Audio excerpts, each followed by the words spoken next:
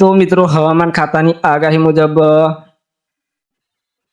તારીખ 31 જુલાઈ, ઓગસ્ટ 1, 2 અને 3